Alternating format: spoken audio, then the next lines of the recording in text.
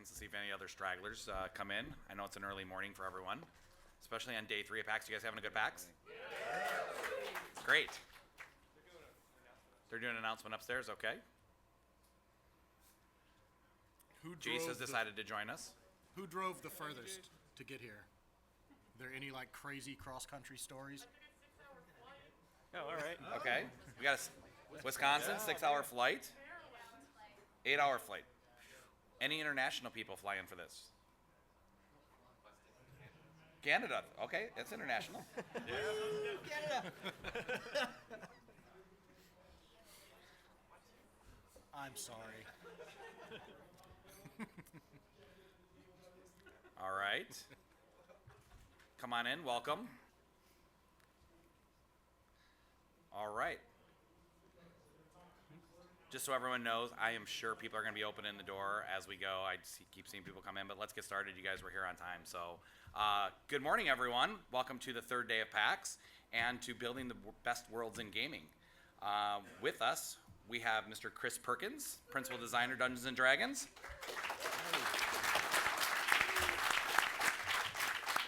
Richard Witters, Senior Art Director, Dungeons & Dragons.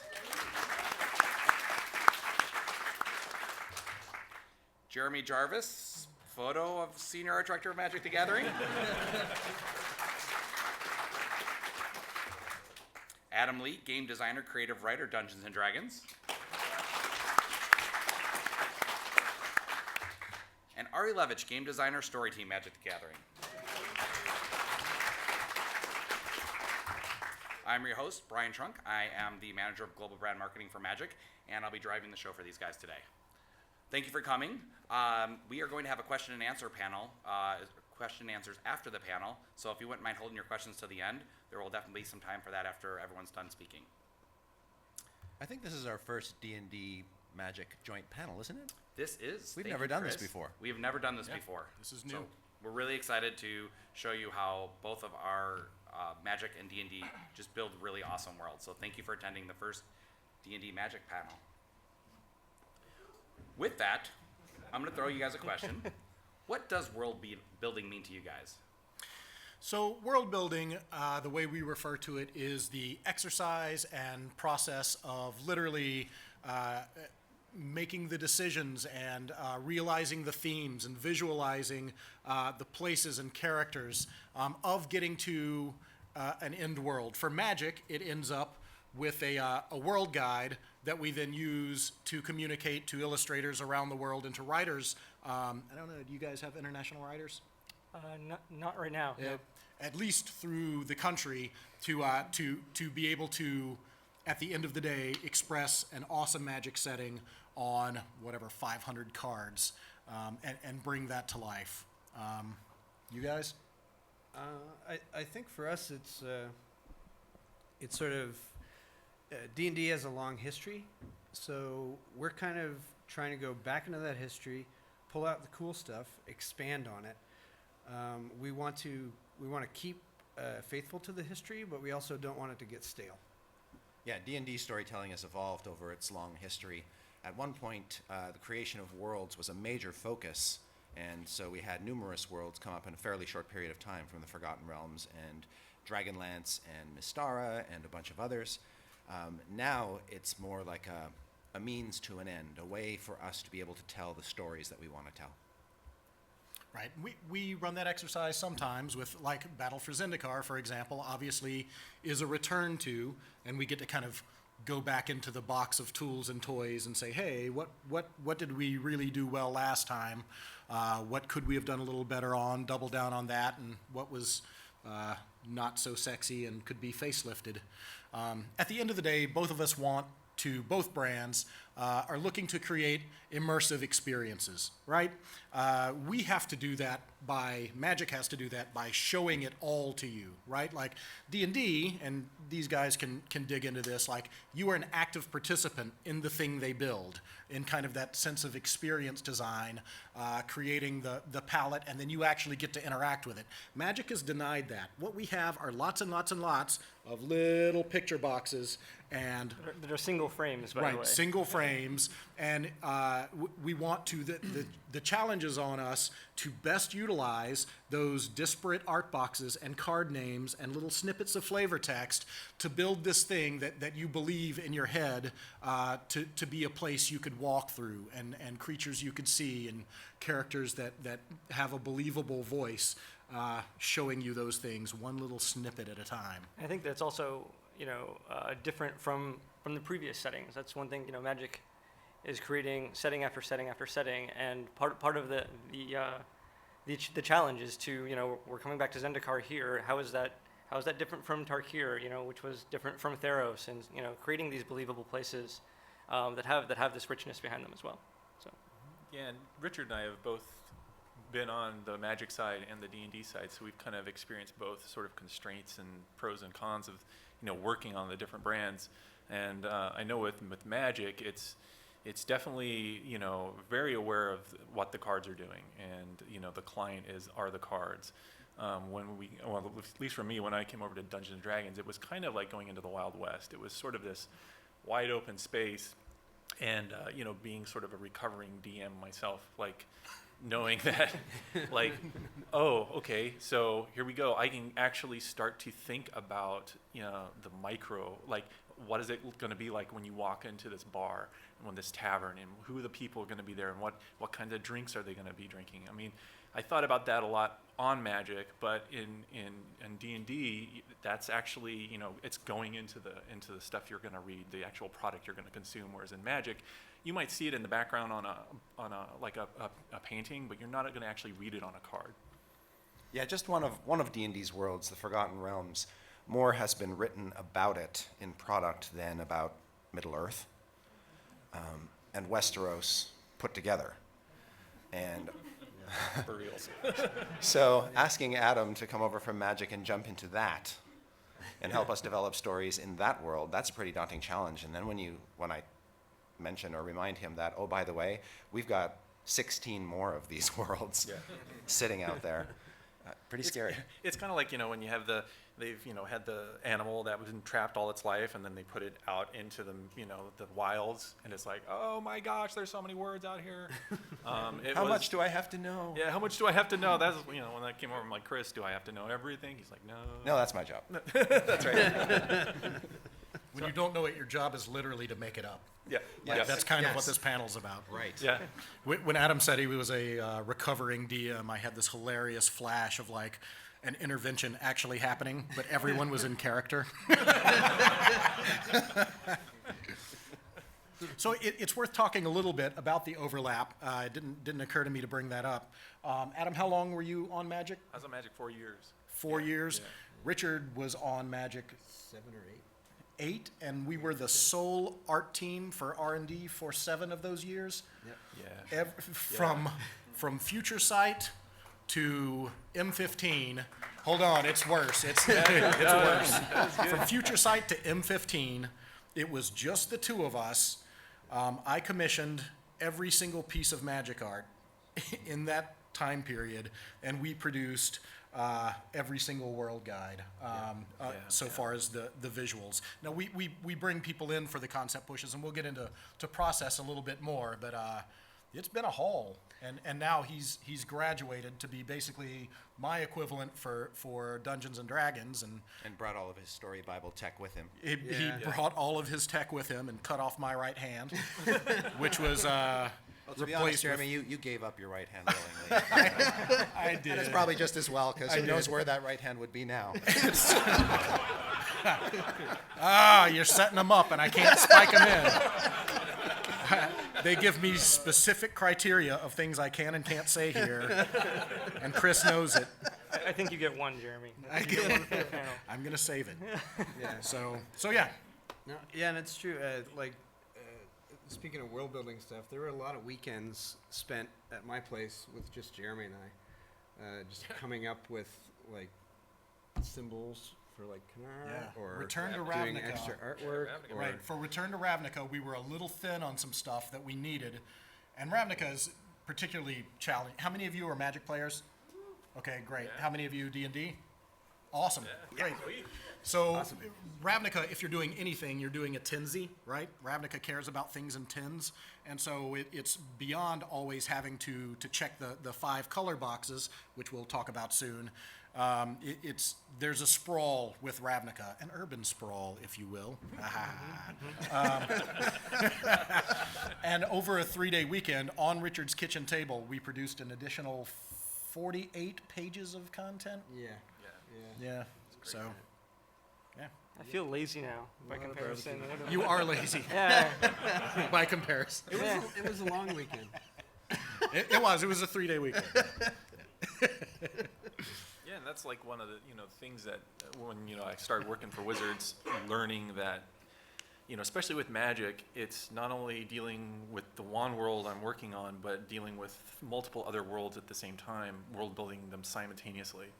They're all in different processes of going through the sort of system that we've got, and I really learned about going from macro view, which is like the holistic, what is it like to work, like walk in this world, to the micro view of like, how does this actually go on a card, or how does this apply to, what are the details that, you need to have in there so that when people are sort of presented with the world, they feel like, oh, this is an actual living world that I can actually, go in, play in.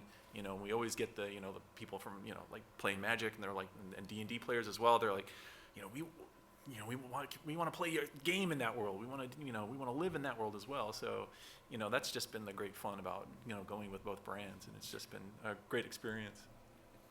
Let's dig down in that on some of the constraint. Can you pull up the color wheel? Like, yes, that color wheel. Thank you, Dr. Trunk. No, D&D's color wheel.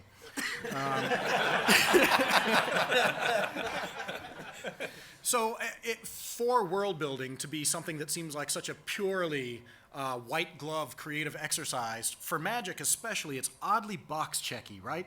We always have to be working with that in the forefront, right? It's like, oh, let's go to Waterworld, and it's like, what's a forest in Waterworld? We can't even do Waterworld. Like, we have to care about all of these things all of the time.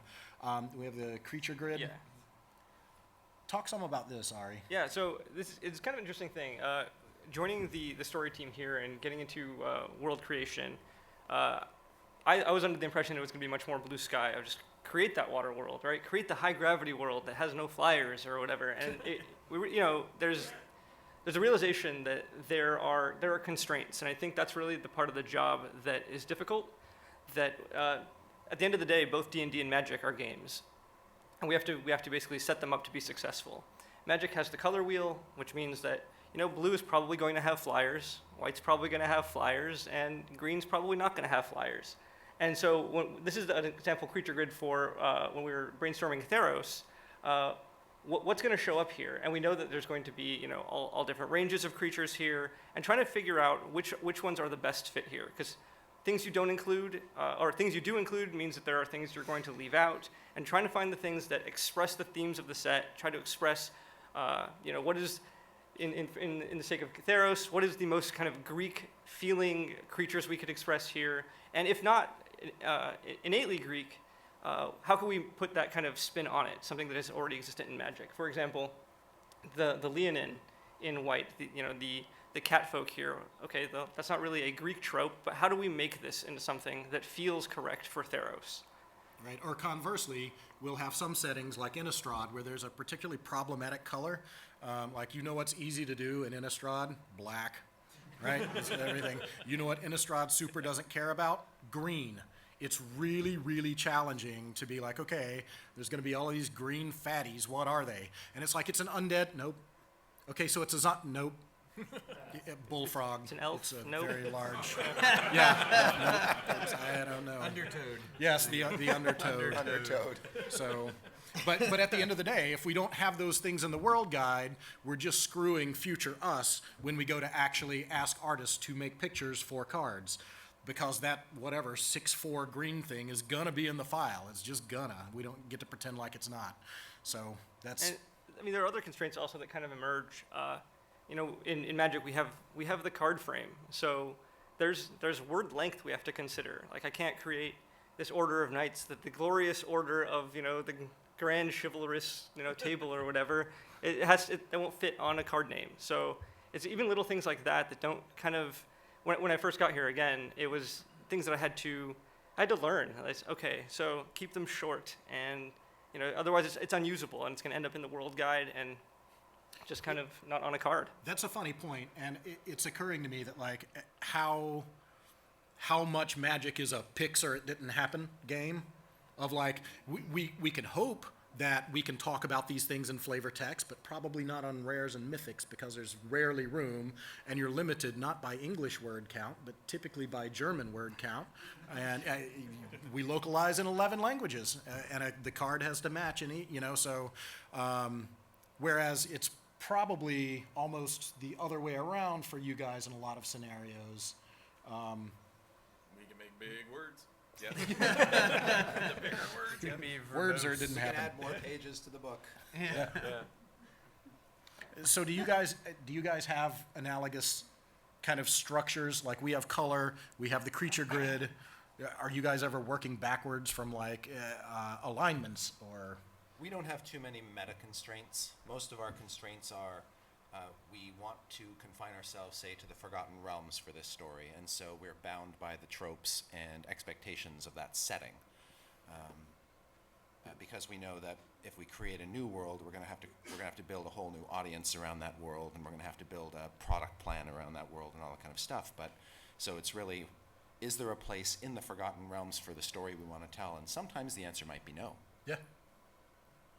It's interesting. In Magic now we've gone to, creating 2 worlds a year instead of 1, and so trying to find the seeds for what those worlds are going to look like. What has that done to your sanity, by the way? I have more Because gray you didn't hair have than a I lot had of free time before. Yeah, it has become so taken for granted that we're just going to do, like it takes, a movie production to do, the level of world building and visuals and production design, like they have years to do this. Like, what, 4 years is typically the timeline they get? And just every year we're going to produce a world guide. There is no option but to do that thing. And then it's like, well, do it twice now. And it's like, well, all right then. And it's like we have staffed up significantly, but we don't have twice the staff. We don't have twice the time. We don't want to give you half the quality. And so we're still learning how to do that. And we're in a very exciting period of growing pains. Anytime you say challenges or problems in the organization, someone will swag their finger at you and be like, "You mean opportunities?" Yes, we're in the world of opportunities to build 2 worlds a year. I mean, I will say selfishly, having 2 worlds a year lets us deploy the story It quicker. does really great things Yeah. for the story. It does great things for the story, and we over and over again were less than thrilled about what the third set in a block would often need. It often needed a reason to blow the world up. And it's like, why do you guys go place to place and ruin everything? And it's like, because that's kind of what the third set wants. I don't know. You don't get to hug for an entire set. Like, it's not what Magic's about. Stuff never gets better. But just yeah, like that kind of Life pressure, totals go down. Yeah. But I love that kind of pressure when it's like it generates so much creative buzz in just in the group where I always described it as like I felt like we're always going down a runway in a plane, and we're building the plane as we're going down the runway as fast as we can, and just as it's about to take off, we put the flaps on, and it works, and it's great, and it's brilliant, and it's such a thrill when it actually comes off, and then we get feedback from people who love it because there's a lot of sweat that goes into these things, and it's a lot of passion and a lot of joy and a lot of pain, but it's so worth it. Yeah, that's like this year on D&D, we basically tackled 4, I wouldn't call them settings, because they're not as expansive as like a whole Magic world, but 4 venues kind of thing this year. And that was like our challenge for this year. Yeah. So it keeps on going. Yeah. Within a single world like the Forgotten Realms in D&D, you have a lot more range to tell different stories of different flavors. Mm-hmm. So when we launched the 5th edition of the D&D game, our first story, we wanted it to be about dragons. We felt we could tell that story in the realms. For the second story, we went back to nostalgia, a very old 1st edition D&D adventure called Temple of Elemental Evil, and we updated that story, and we're also able to set it in the realms, despite the fact that these elemental cults were very their magic was almost very techy. And then for the story that's just released, Rage of Demons, for which Richard will show you some imagery stuff. momentarily. Yeah. Our venue was the Underdark. Well, all of our worlds have a subterranean Underdark realm where you can go down into the darkness of the caves and the caverns and explore. And we were able to tell our entire story within that venue. Yeah, and adding the demons to the Underdark is sort of like just making it worse, you know? Because D&D is really about what's your challenge? Like what are you going to fight? What are you going to be up against? What are the dangers? All that kind of stuff. So we have to dream up all these terrible things to do to your guys' characters. They're taxing the trade routes. Yeah. Intercollect. Let's have a parliamentary discussion. That's what I'd do if I was a demon lord.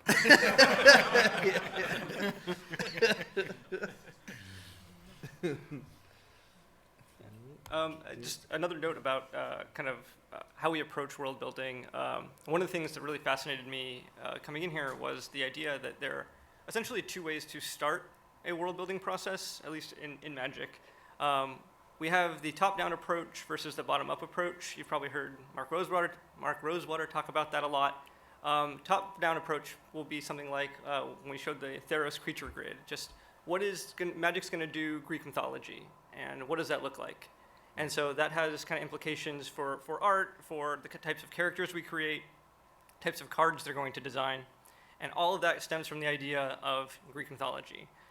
Same thing with like Innistrad being Gothic horror. There's an existing, we call them, we talk about genres with trope clusters. There's an existing expectation of what that thing would be. The sorts of images it wants, the sorts of names it wants.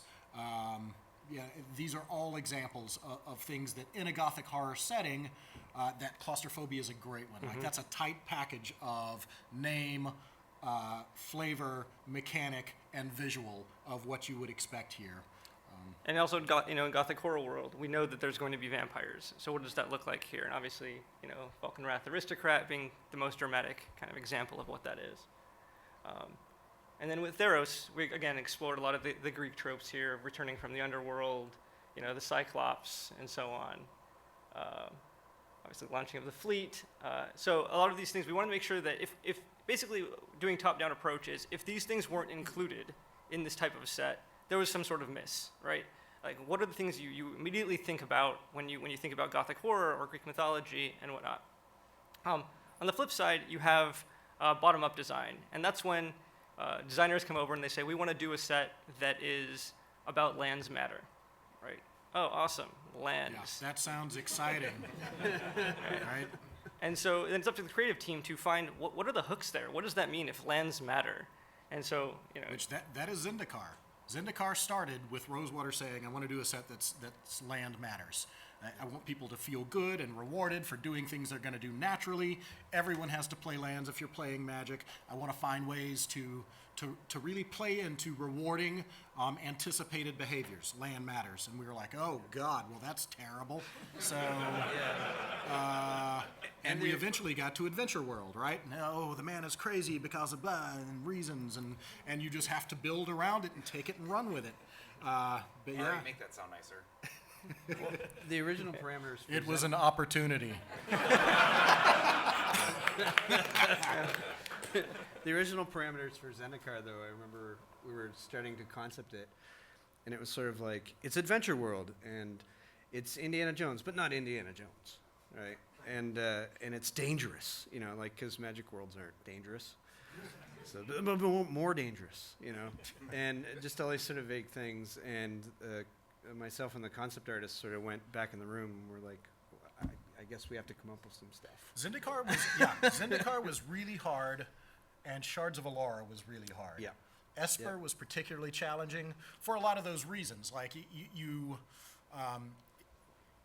anytime you're in the situation to talk about what something is creatively not and that's the best way to define it, it's really hard to work in that space of just like, yeah, it's kind of, it's mind magic, but not too high magic, and there's colored artifacts in the case of Esper, and everybody is part artifact, but they're not a robot, and it's not a whatever, and they're not cyborgs, and it's not sci-fi, and it's just like, okay, super got everything it's not. So it's square clouds. It's, yeah. So we're like, should we saw a cloud in half? That seems right. And it was. So. Yeah, Chippy Dugan. That's what you do. You bring in Chippy. I mean, in a more recent setting, obviously, Tarkir block was very much a bottom-up design. So got that. And so part of this was the idea of creating a fun draft environment, which is thank you, which ultimately led to the time travel. We had to solve for what that means in story terms. And then there was also the idea of 3 colors, right? Like with Shards of Alara, it was 3 colors. This is 3 colors wedge. And so we had to determine what does that mean? And coming up with the 5 clans that each have 3 of their colors, and each of these clans embody the philosophy, some element of the philosophy of their particular colors. Right. That is actually a very fun and challenging and rewarding exercise of anytime you get to put a name on a new thing in Magic, right? Like we had Shard, we've got all 2 color combinations covered, but this was the first time we were really going to explore a philosophy and a look for what the wedge color combinations were and what they meant. And you start with, just like the designers are working on, like mechanically, if I'm interested in these 3 colors, what are the sorts of things I want to be doing, right? What's an exciting mechanic for me if I'm bracket teamer, and then we are similarly trying to figure out, okay, if I want to play that way, what do I want to see reflected? Like, you should never have a disconnect of like, if I'm playing red-black, it should only be so huggable, right? Like, there's just, if you were playing those colors, it's because you want to play in a certain fashion. You're not a good person, and that's actually blue-black. That's blue-black. That's one of our insults. Colin that manages the teams, like, I think I'm these colors. It's like, dude, you are blue-black. I wish he was here so you could all see him. But yeah, the less automatically rewarding part of the bottom-upness of Tarkir was the draft matters theme of like A and B acknowledge each other and care about each other. B and C acknowledge each other and care about each other. A and C will never meet in the middle. And that leading to, the concept of a time travel story. And then not only doing all of this world building and all of this, new clans and all of that, but doing it 3 times over. That was a year rife with opportunity. Still recovering from that opportunity. Yes. Yes.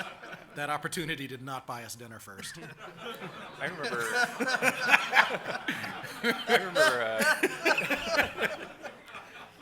I remember That's your one. concepting that. That is your one. That was PG-13. That was totally PG-13. Whatever's in your head, you brought to that. Not on me. I'm sorry, Adam, you had something to say? No, I was just saying, I remember concepting Tarkir, most of it, and how many magic cards in a block for that? I mean, because usually you're just, we were focused on just concepting one, which is, writing the art orders, doing the names of flavor and all that. And it was so entangled. It was just an amazing undertaking. I mean, it had to have help from everybody just to get this thing. Just that alone, usually one person can, go ahead and go off and concept it. But in this case, I was just like, help, just pulling on everybody's expertise. We all had to, all hands on deck for Tarkir. It was. Yeah, there were spreadsheets of, what we were setting up for time travel gags in KTK, and then quoting it in FRF, and then seeing what happened in DTK of, all of the individual little things that pay off expected time travel tropes. Took a lot of really, just really tracky kind of editor brain work to just make the fun happen. It was a lot, yeah. I know, like D&D, the constraints, a lot of the constraints that D&D has, like you mentioned before, having to deal with kind of, long years worth of over 40 years of canon, especially in like Forgotten Realms and so on. And I know that one of the things we were talking about was how do you do that? And so I know you brought some fun. Yeah. So, Yeah.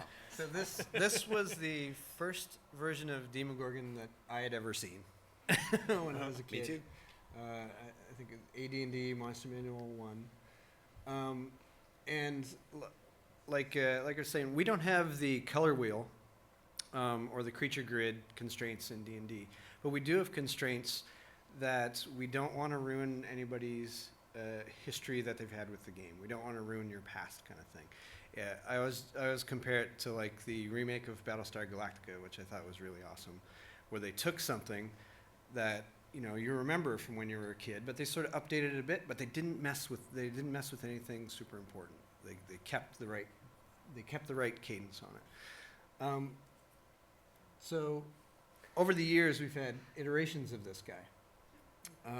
And actually, the one in the lower right is That's my favorite. is the original. Yeah, that's the absolute original from the original D&D game. It's Yeah. the, hi everybody, I'm a demon lord. Picture. Who's got the tattoo? Of Two that one? decapitated Care Bears, snake. So we were just going to go with that. But no, I love how you could boil down so many D&D creatures to it's two things, right? It's like bugbear. Like normally they just own it, like bugbear, owlbear, like, and then you get squid monkey. And it's like should we just call it squid monkey? And it's like no. So at least Demogorgon. yes. Yeah, so over the years we've had iterations on this fella. And he's gone from, colorful to weird to, kind of neat. So we gave him an update here on the latest Rage of Demons. We sort of tried to make him look meaner and darker and nastier. He still has all the hallmarks of Demogorgon, though. Like, he's got the two heads, he's got the little spiky tail, he's got the tentacled arms, he still has sort of bird-like feet kind of stuff. But the goal was to kind of take it from that. If you ever see those old explorer drawings where they went to Africa and they saw like, this is a rhinoceros and this is a giraffe and they're all kind of weird. That's how I kind of see the original D&D illustrations. Like those were reports from those early explorers, and we're kind of taking them and saying, okay, but when you really see a gorilla, it looks like this, right? And Richard's too modest to say, but this is actually his work up on screen.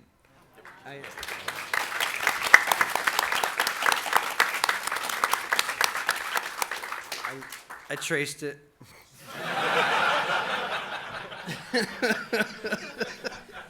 That's actually why they hired him away from Magic. Like Perkins came over and there were just all of these drawings of squids on one side and all of these monkeys on the other.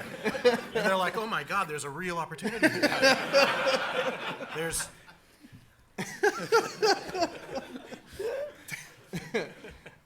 So that's one big constraint. Like we said, we don't want to ruin anybody's childhood. We want to stay close to it, and it's my childhood too, and all of ours. Another constraint we have is our creative is sort of the creative core for all the expressions of D&D, right? So we actually take this character, we break it out, gets made into miniatures, for example. Really neat miniatures. We work on 3D models. This is me doing a correction on a 3D model, trying to make those weird legs work. And those feed into like the video games and the video that you guys might have seen released yesterday. So this is actually from Goldtooth, who is a partner of ours who is working on the video. So they did a great job of sort of bringing this guy to life, but it comes to life in all the different expressions, from the tabletop to the miniatures to the video game to the video to all that kind of stuff. So our creative effort is to feed all these different expressions. So we have to think of how this is going to play out in all these different expressions. One of the key things about, or differences, I think, between Magic story Bibles and D&D story Bibles, and ultimately, a story Bible, for those who don't know, is a document that we create in-house that basically encompasses all of the themes, story beats, art styles, palettes for the story we're trying to tell. That was my phone. Magic's world guides and story Bible really fuel the card sets. D&D's story guides and world Bibles feed our partners to a great extent. We work with a number of different partners who translate our stories to miniatures, to video games, to tabletop role-playing game products. And so a lot of Richard's time is just spent figuring out what do our partners actually want and need. Yeah, and the goal with partners is always we don't want to be like oppressive and be like, here's what you have to do, right? Like, here are the 5 things you need to do, and you have to do this perfectly and all that kind of thing. And what happens when they ask for Dritz? Oh, we just give them one of these. This was modeled actually in-house at Wizards by Nick Bartoletti, and then Goldtooth took it and did the finish on it and stuff.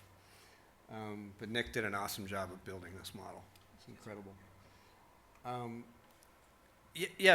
in terms of the partners, we want the partners to look at what we do and say, that is cool, I want to use it, right?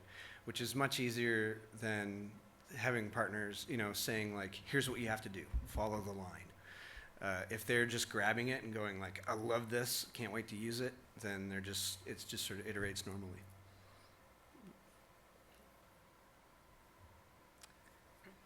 I don't know if, so Jeremy, I don't know if you want to walk through a little bit of the process of how Magic puts one of these world guides or story Bibles together. Sure, I want to do it briefly. We do want to get to Q&A. We want to actually talk to you guys about the things you want to talk to us about while we're all here. But very briefly, we have, like we talked about, Richard and I were the R&D art team for Magic for the better part of a decade.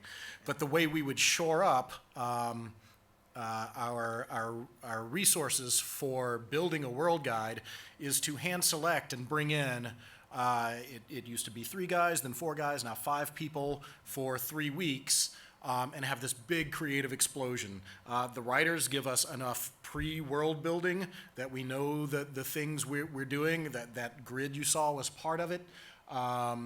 And then just really double down on letting awesome people do awesome work. Now, we're always working towards those targets, whether it's Gothic horror or we need these new clans to be able to give names to for the first time.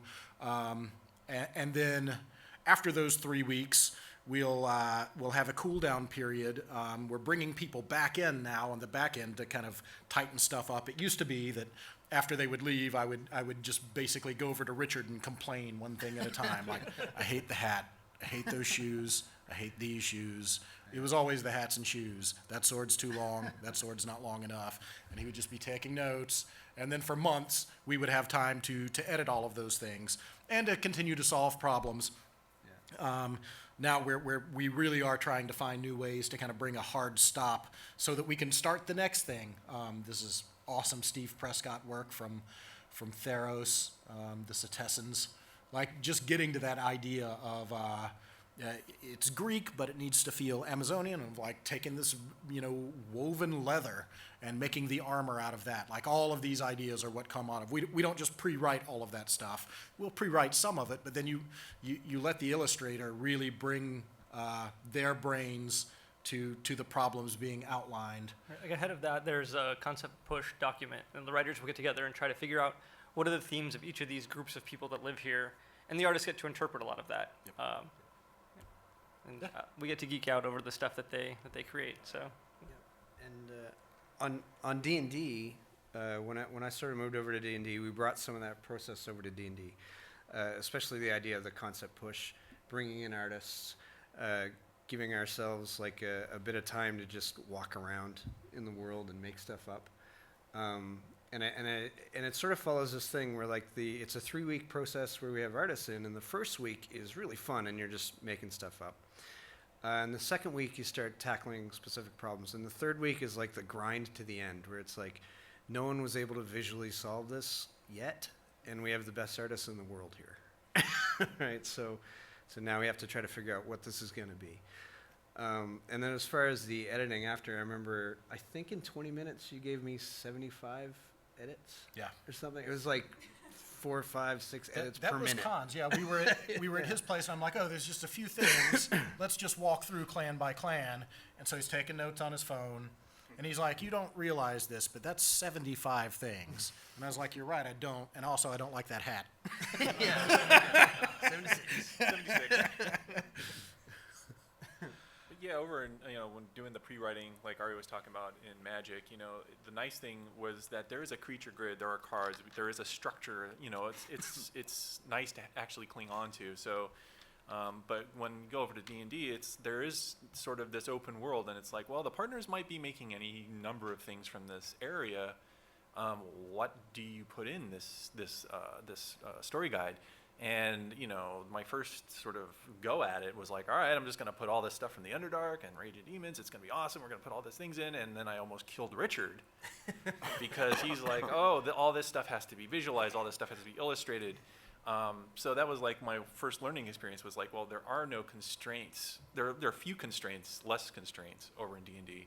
And, it's like, okay, so I've got to pare down sort of, all the amount, because I can put anything in there, like tables and chairs and cups and mugs and, Durgar armor. And So basically, Adam turned into that weird J-Lo version of Galadriel.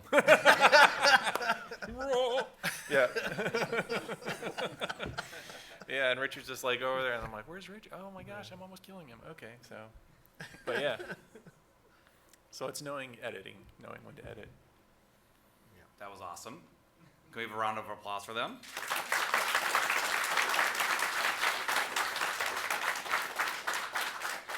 We have about 20 minutes left in the panel, and we would love to open it up now. I know that these awesome gentlemen would love to take some of your questions. So there's a microphone over to your left. If you can make your way over there if you have a question.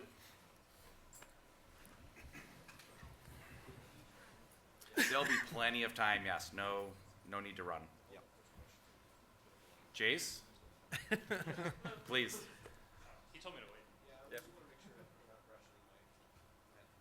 Legend rule. So with Wizards, owning the IP of both Magic the Gathering and Dungeons and Dragons now, is there any chance that we'll kind of cross the streams and maybe see a Planeswalker visit, some of the Dungeons and Dragons worlds or anything like that? That comes up every once in a while. Funny story, Cold Snap was almost that.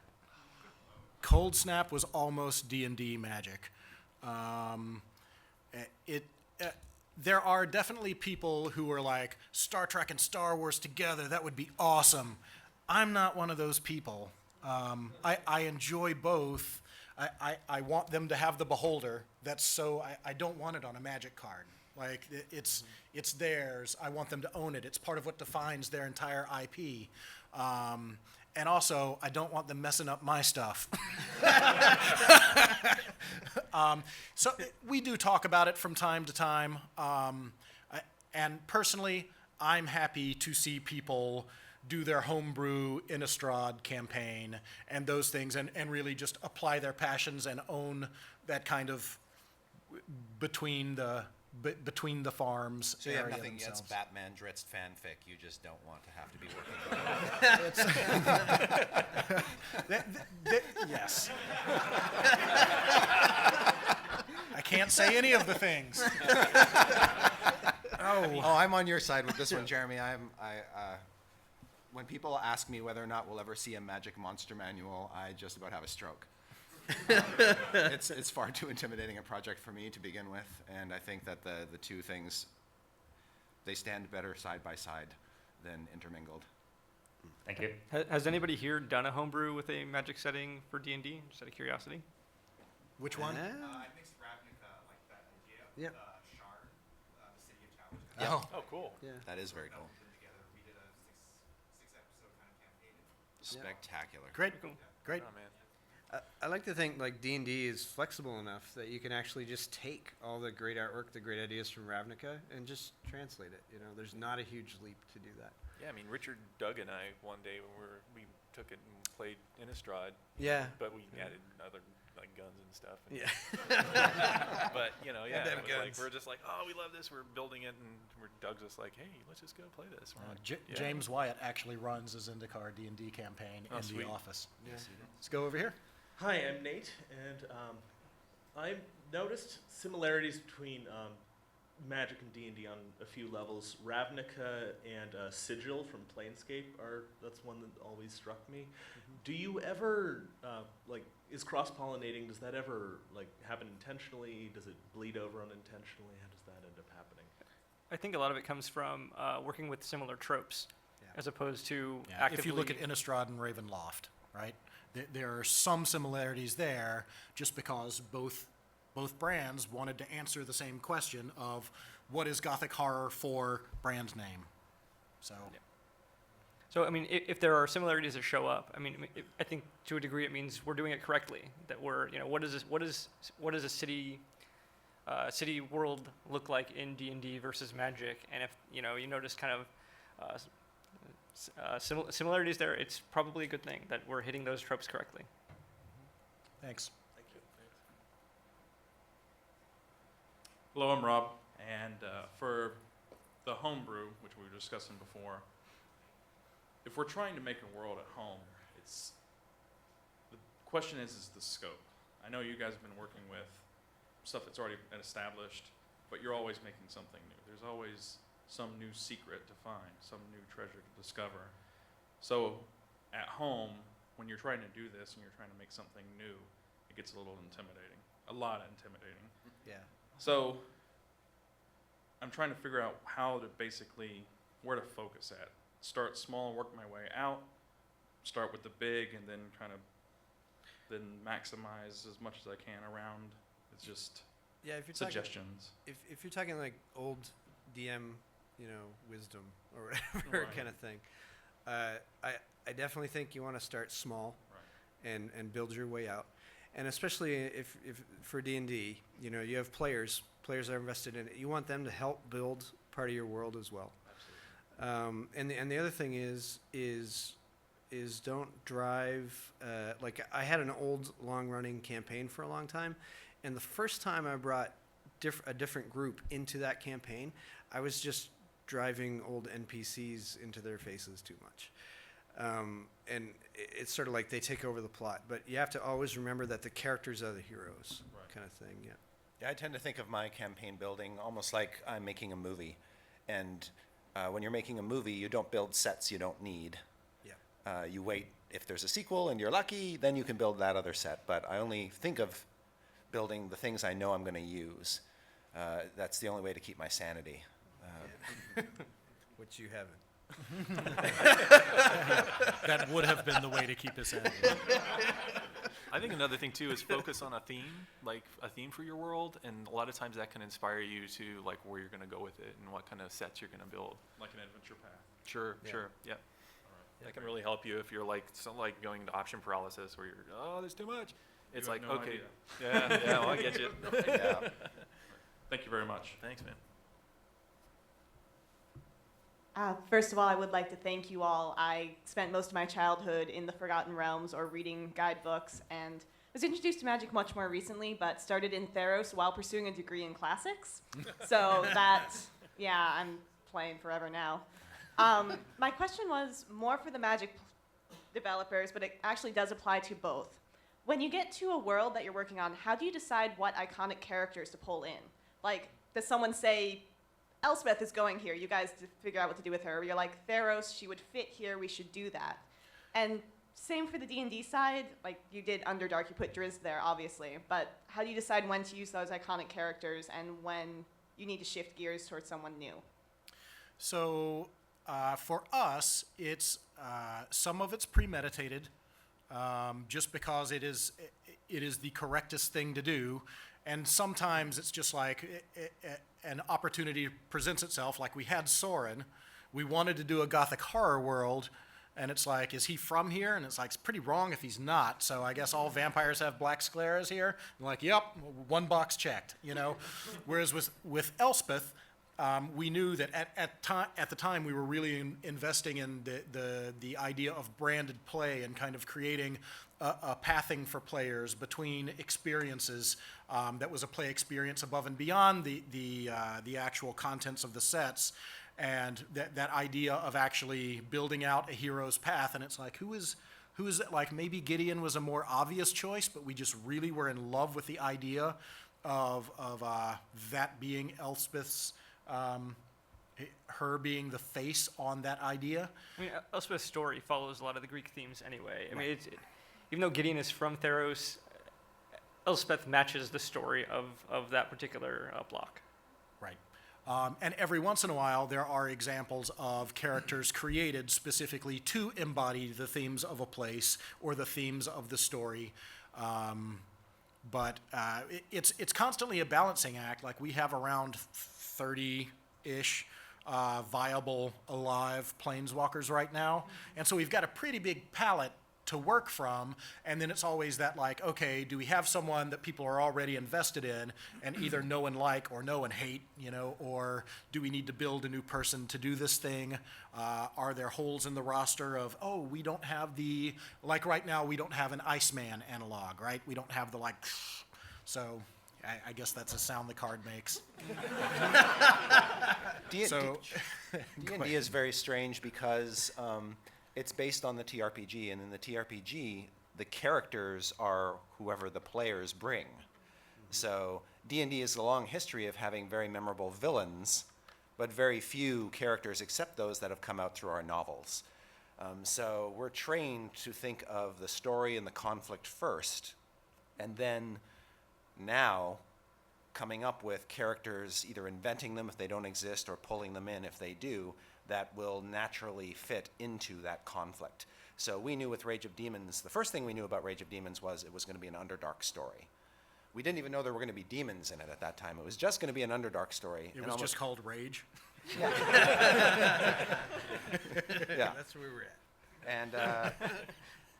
And Drizzt came later. It wasn't like, we have to tell a story that has Drizzt in it, ergo we're going to make it in the Underdark, and ergo we're going to make it, blah, blah, blah, blah, blah. It didn't start that way. It started with the story, and then we pulled Drizzt in later. One of the challenges we're always going to have with D&D is introducing and familiarizing people with some of our most iconic good guys. And because if they don't fit into the story, we're not going to put them in.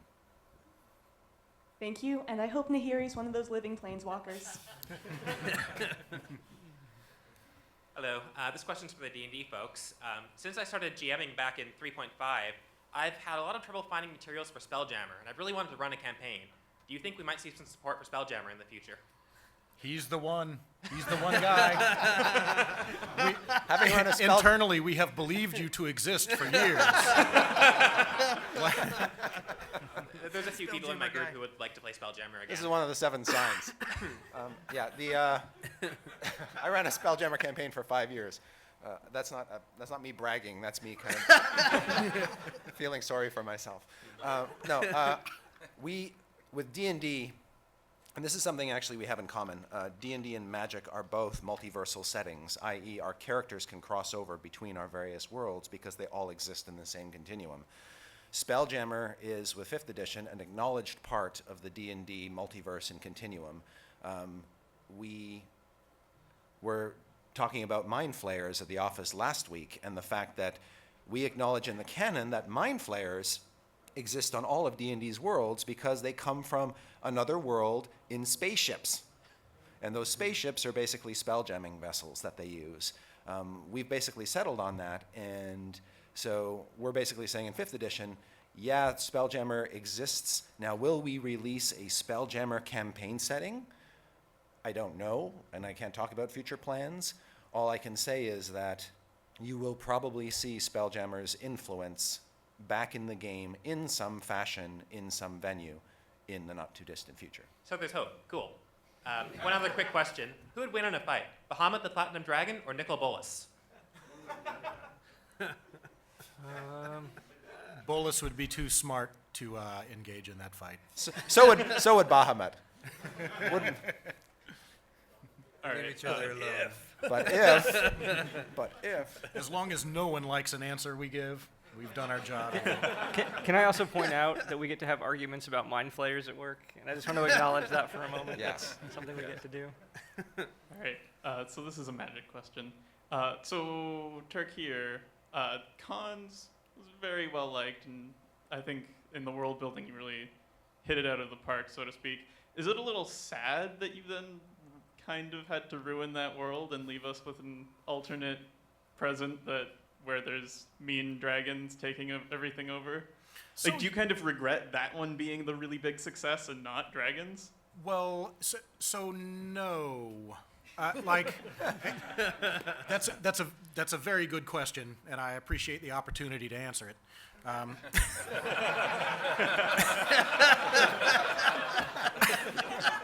So we knew we had a lot of confidence that people were going to like cons. Again, if for nothing else, then we now have names like the way Azorius was going to stick. We want Jeskai to stick, and we want Teamer to stick. We wanted those things to be permanent. We knew people were hungry for that, and to be able to factionalize and identify, like, all of those things are very, very powerful for gaming in general and for Magic in particular. We know people like that.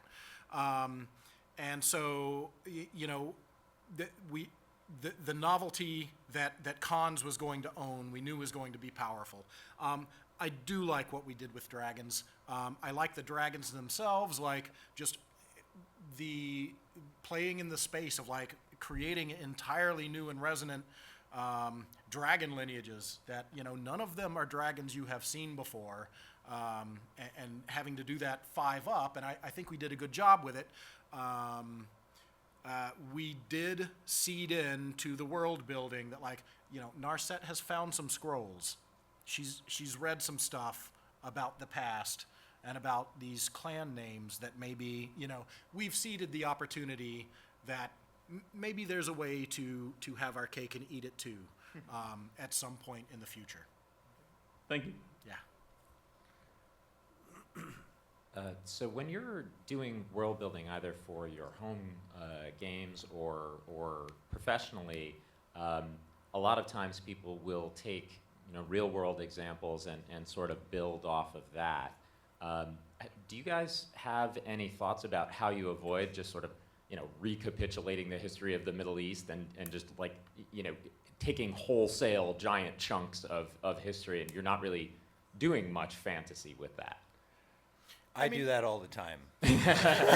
So no. Yeah, I lift from history all the time. I don't tell my players that I do it. And often all it takes is just a slight little twist, or scratching off the names of the real people and putting on fantasy names, and it becomes my own. You're just kind of. I think that there's certain things that happen to human beings in the world that history chronicles that are part of the human. What it means to be human, and dealing with those themes in your game can be rewarding for players, even if you did lift it right out of the tales of a Roman Empire collapse, or it's based on Japanese samurai, or it's based on Canadian Inuit tales. I don't think that's ever been done, by the way. I just was like, oh, we're doing that. Yeah. And I think it's all about context too. I mean, if you're not playing a historical setting, one thing we get to play with that history doesn't is we have magic, right? We get to do things that wouldn't possibly happen. Yeah. And I steal from history all the time. I was a history teacher before coming here. Yeah. So that's the first place I go, is I'm just digging through books. And it's just... Yeah, with my 4th edition campaign, I basically I read a bunch of books on the fall of the Roman Empire, and then I translated it to my campaign, except the empire was dragon men. Yep. And that was enough of a change. That was enough of a change that at no point during the 5 years the campaign was running did any of my players say, oh my God, he's ripping off the whole blah, blah, blah, blah. Yeah, and even D&D itself, like as its basis, is a little bit based on the Wild West, because you have characters who are kind of like acting like cowboys. They're out there running around doing their thing. They meet up in the tavern. They kind of have shootouts. They kill everybody. Like yeah, yeah. They get from place to place, and there's like all kinds of danger in between, kind of thing. So I think it's a matter of just like, you could take an idea from World War II and map it to fantasy. Yeah, you have a whole campaign. I think what it does, honestly, is it keeps your world building to a degree. It keeps it honest with an internal logic. Because things that happen in history, they unfold for particular reasons and things like that. And the more you think about why those things are, and you seed those things into your world, whether you're telling a story or just literally building the world out, it just forces that internal logic, and that's what makes it believable. It's those aspects of it. It grounds it. It grounds it, yeah. We've got one more person, one more Thanks for question, and time for that. Great. Thanks for your time this morning, guys. This one's more of an IP agnostic question. So what I think the hardest part of building a proper world is giving it the proper scale, like making sure it feels flushed out, big enough. Do you guys think that it's more beneficial to do a top-down approach with that or a bottom-up? What seems to be the best recipe for something like that? I think a lot of it is what your hook is. Again, just using like the Theros or Innistrad example, if it's like I want to play in a Greek-style world. Well, all right, you have something that's going to push you in a direction. Or if it's like I want to do post-apocalyptic whatever, then you have a theme there that's going to inform all of the decisions you make. Right. For us, it's always working backwards from a need. The need being like, on behalf of the players, we believe this thing to be a fun thing to do. Whether that thing is we want to do Magic Does Gothic Horror, or whether that thing is this play style is really, really fun, and Rosewater was right, that land matters, is fun and rewarding, but there was a need that we believed would lead to a rewarding experience, and so we take that thing, we embrace it, and we start building. Awesome. I did a D&D game once where it started out in a big city, and I kind of modeled the big city. It's a metropolis like New York or something like that. And peppered throughout the city, I put a bunch of encounters that went from like things you expected to see in this area of the world to like exotic type of hints at what else was out in the world. And those are just hints. And when the characters picked up on certain ones, you'd be like, where does that creature come from? Or where does that guy come from? Or that girl come from? Then they're interested in it. Then you go and build that part, or you think about that part. But that's sort of a teaser. Like, you don't have to commit and build every single thing out. You can just feel around for what's interesting to people. Gotcha. So like building that mystique helps just drive the players, use their own imagination to kind of flush out. And it fakes them out into thinking it's yes, it's a giant world. Yes, Richard. And you had the whole thing planned. Yeah. And I think, you can, for every time I've worked on a top-down world, there's always been like a little bit of bottom-up that kind of creeps in there where I'm like just building something from scratch. I'm like, oh, it fits in this world, and it's something I'm really interested in. And I think the converse is the same. When you've got, a bottom-up world, there's always some kind of trope that's like, oh, this top-down trope goes perfectly in here. So it's kind of like a yin-yang. I think when you've got, a majority of one thing, but there's always a minority of it that's creeping up in there. So, just kind of play with it, and you'll feel it. For sure. Awesome. Yeah. Well, thank you, gentlemen. Thank you. Thank you, man. With that, thank you for attending the first Magic and D&D panel. Thank you to our hosts.